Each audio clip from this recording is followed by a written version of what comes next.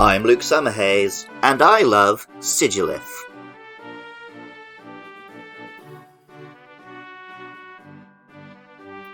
The Nazca were a culture who lived in the deserts west of the Andes, in what is now Peru, from around 2,000 years ago. They made pottery and colourful clothing.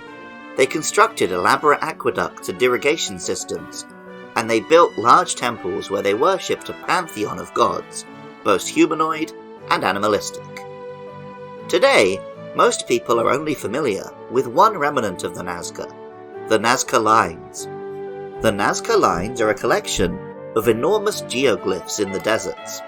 Seen from above, they depict elaborate geometric shapes, animals and human figures.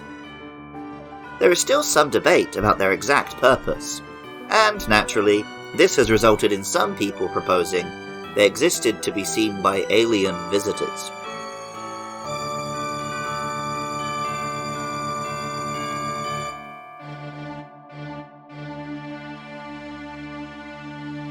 Sigilyph is a flying and psychic Pokemon found, appropriately enough, in the desert ruins of an ancient culture of the Americas in Pokemon Black and White.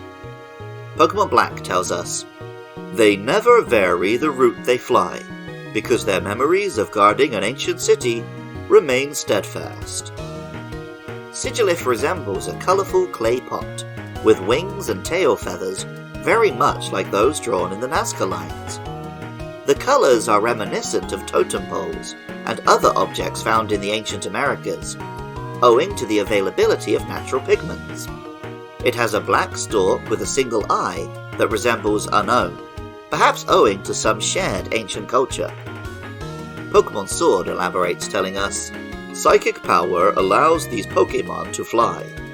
Some say they were the guardians of an ancient city. Others say they were the guardians' emissaries." Pokemon Shield tells us, "A discovery was made in the desert where Sigilyph fly. The ruins of what may have been an ancient city were found beneath the sands." In battle, Sigilyph can pull off some wins, thanks to abilities that negate status moves, giving it time to set up a little calm mind, and then dish out lots of damage.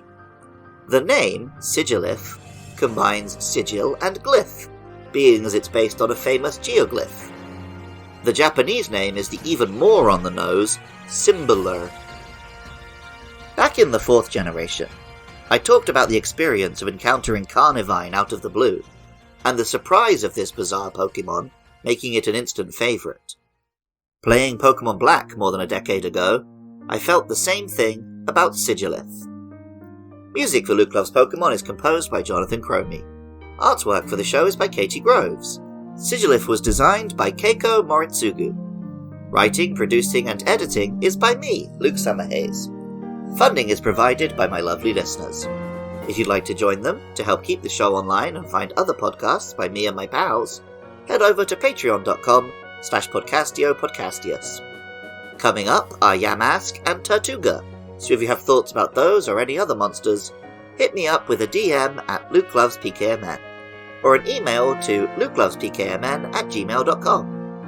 And of course, I'd love it if you could leave a 5-star rating and review on Apple, Spotify, or wherever you listen.